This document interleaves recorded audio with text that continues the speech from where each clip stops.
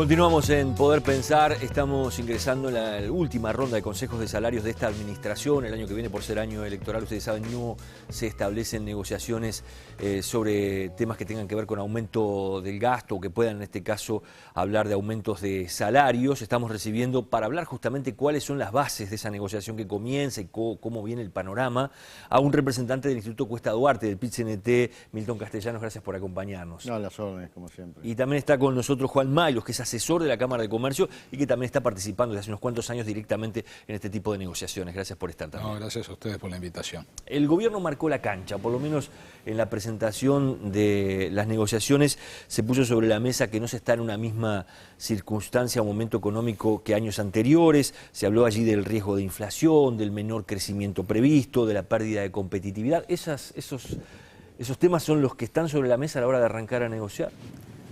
Yo diría en primer lugar que el gobierno no marcó la cancha. Lo que hace el gobierno es tirar una línea, una opinión, cómo visualiza la economía. En los consejos de salario, a diferencia de lo que es la negociación en los sectores públicos, somos tres partes. Entonces, por lo tanto, las tres partes tienen, si se quiere, las mismas posibilidades de marcar canchas o de plantear sus preocupaciones o inquietudes. Entonces, por lo tanto, te doy algunas ideas, algunas son compartibles, otras más o menos, pero bueno, es las de un actor. Hay que conocer un poco después la opinión del sector empresarial y naturalmente el PIT-CNT, los sindicatos van a ir con sus propuestas. ¿Ustedes están de acuerdo que el panorama, digamos, que se presenta hoy no es el mismo que hace 2 años atrás, por ejemplo? Fue una de las cosas que marcó el subsecretario de Trabajo hace unas horas nada más. Yo creo que el panorama en Uruguay sigue siendo bueno, sigue siendo un panorama de crecimiento económico muy importante. Estamos en una etapa de crecimiento por arriba de la media histórica. Entonces, por lo tanto, el momento actual es bueno. Ahora sí, claro, yo lo comparo con una situación excepcional hace 2 años atrás, yo diría que no estamos en esa situación, pero tampoco es para asustarnos. Es como hablar en términos futbolísticos, que bueno, algunos partidos gané 5-0, hoy estoy en 2-0, 3-0, que me parece que es un buen resultado y que eso se tiene que reflejar en la negociación. ¿Hay margen para el crecimiento de salarios, dice usted, todavía? Y porque hay margen, porque la economía así lo dijo. Fíjese que el gobierno planteó que el escenario de crecimiento más posible para los próximos años es de un 4% anual, es decir, está por arriba de la media. Entonces, si la torta o el crecimiento de la economía crece un 4% anual, bueno, daría a esperar que por lo menos, se creciera esa tendencia. Sin también olvidarnos que esto es una negociación, yo diría, más particular porque se concentró la negociación de los sectores más sumergidos. Es decir, no es una ronda total de negociación, hay sectores que no van a negociar, caso del transporte, caso de la bebida, caso los lácteos. Es decir, va a negociar los sectores que, si se quiere, están más en los salarios que nosotros le llamamos salarios sumergidos, salario de 14.000 pesos. Vamos a hablar un poco del tema de salarios y ese punto también de este tipo de negociación que está planteada. Pero ¿cómo ven Maylos? ¿Cómo ven las empresas, los comercios, esta ronda de negocios que abarca unas 500.000 trabajadores y esas señales de alerta que se supone se han encendido?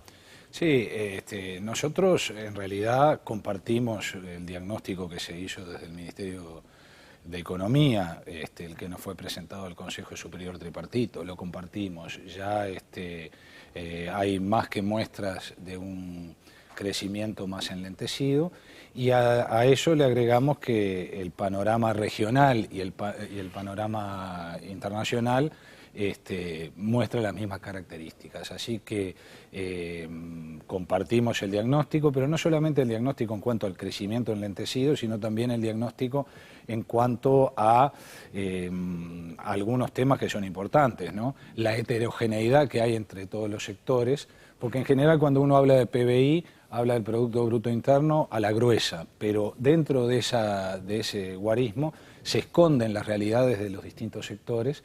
Y entonces eso es un tema que preocupa. Baja de productividad de la mano de obra y además baja de competitividad, que eso es lo que quizás todos seamos mucho más conscientes como país tenemos una baja en la competitividad. Entonces, todos estos elementos nos hacen, constatar un panorama de crecimiento más enlentecido y de incertidumbre hacia el futuro. Nos están invitando a negociar por 3 años como sugerencia y bueno, eso implica un ejercicio que en algunos casos... ¿Ustedes están de acuerdo que sea 3 años? Después lo vamos a hablar con el PIT, creo que no están de acuerdo. Nosotros creemos que la negociación es libre y voluntaria, el Poder Ejecutivo interviene en esta negociación, digamos, a nivel de Consejo de Salarios, es una negociación tripartita y está bien que haga sus sugerencias, pero son nada más que eso, sugerencias. Luego tendremos que conversar trabajadores y empresarios y ver en cada uno de los sectores de qué manera se puede ir cumpliendo los objetivos para que el país siga hacia adelante, que ese es un poco el objetivo de todos. Castellanos decía, sin embargo, aquí no estamos hablando de un país que esté frenado, ni de un crecimiento que se haya estancado, sino que se van a reducir seguramente los márgenes de crecimiento con respecto a años anteriores, que hubo crecimientos excepcionales, pero se va a crecer igual. Sí, nosotros reconocemos la realidad del crecimiento, pero también hay otros elementos a tomar en cuenta, ¿no? Digo, cómo se han modificado la parte impositiva, cómo se ha modificado la parte de la competitividad del país, el costo país para producir la riqueza y para producir el crecimiento. Entonces, por eso digo, no es tan fácil como decir el Producto Bruto Interno crece, ergo tienen que crecer los salarios. Sí, esa puede ser una mirada, pero hay otras que tienen que contemplar mucho más la realidad sectorial y y ahí es donde vamos a estar en el desafío para ver quiénes crecen, cuánto crecen y hasta cuándo crecen.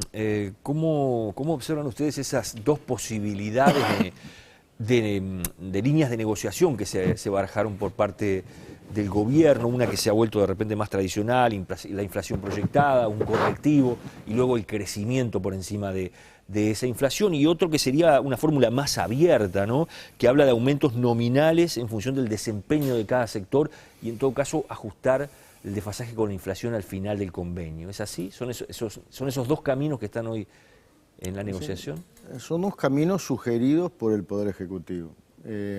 Yo creo que los caminos, las fórmulas, son instrumentos, son herramientas. Lo primero que se tiene que negociar o deberíamos poder acordar es el contenido. Después, si yo, por ejemplo, usted me dice, mire, Castellano, vamos a ver los salarios menores de 14.000 pesos y vamos a hacer una política especial a eso. Y vamos a tratar de mejorar los salarios mínimos. Vamos a hacer un esfuerzo en aquellos salarios de ese nivel hacia abajo. Bueno, después podemos tomar algún camino. Ese sería el piso de una negociación, dice usted hoy, de preocupación. Yo creo que de preocupación principal. de ver cómo podemos avanzar. Después usted me dice, bueno, después usted me asegura, por ejemplo, a los que están arriba de 14.000 un piso de que lo que crezca la economía se va a dar, porque en definitiva toda la vida nos dijeron que había que crecer la torta para repartirla. Bueno, si crece, vamos a repartirla.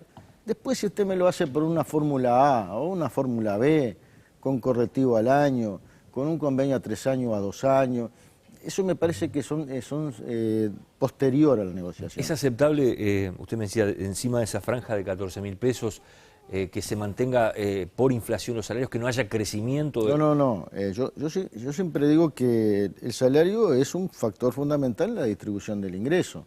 Es la forma de cómo los uruguayos distribuimos lo que hacemos con esfuerzo y sacrificio todos. Entonces, esa distribución, si usted me dice que el Uruguay no va a crecer, o está en tasa cero, bueno, denos la inflación. Ahora, si usted me dice que el promedio va a ser 4, bueno, dígame 4. Es cierto, puede haber algún sector que esté embromado.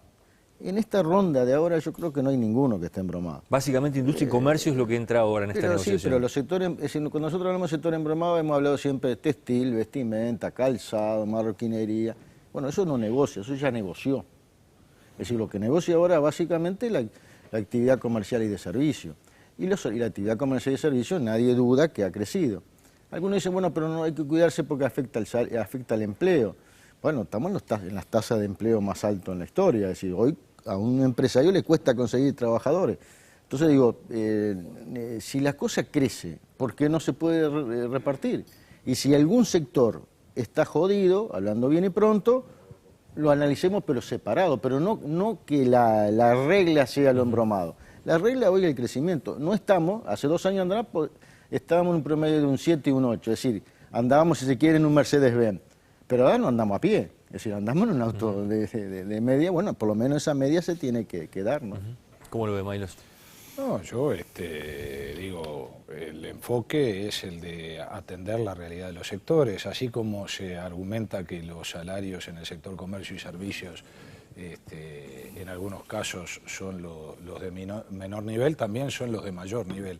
Con lo cual, yo creo que hacer generalizaciones en esto no corresponde. Sí creo que las fórmulas son caminos, instrumentos sugeridos, tendremos que ver las partes cómo visualizan esa realidad y qué campos hay para llegar a los entendimientos, que por lo demás, en general, han sido digamos, de amplios acuerdos.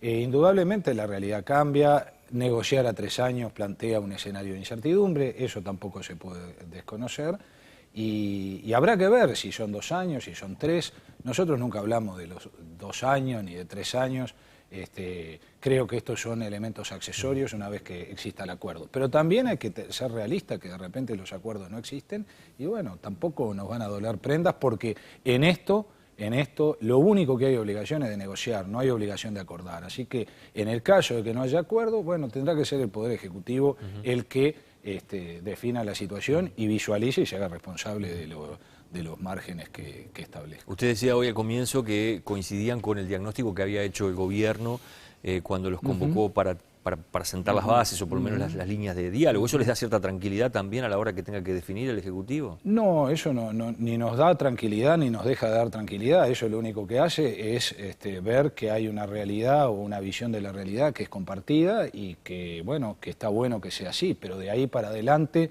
todo lo que hay por transitar, creo que el tema pasa mucho más por visualizar las posibilidades de acuerdo. Porque yo me quiero referir a alguna cosa. Comparto con Milton que las fórmulas son instrumentos. Primero buscaremos los acuerdos y después los haremos encajar en la fórmula o fuera de la fórmula, porque en las rondas anteriores, gran porcentaje de los acuerdos no siguieron las pautas o los lineamientos del Poder Ejecutivo. Pero yo me quiero referir a 2 cosas.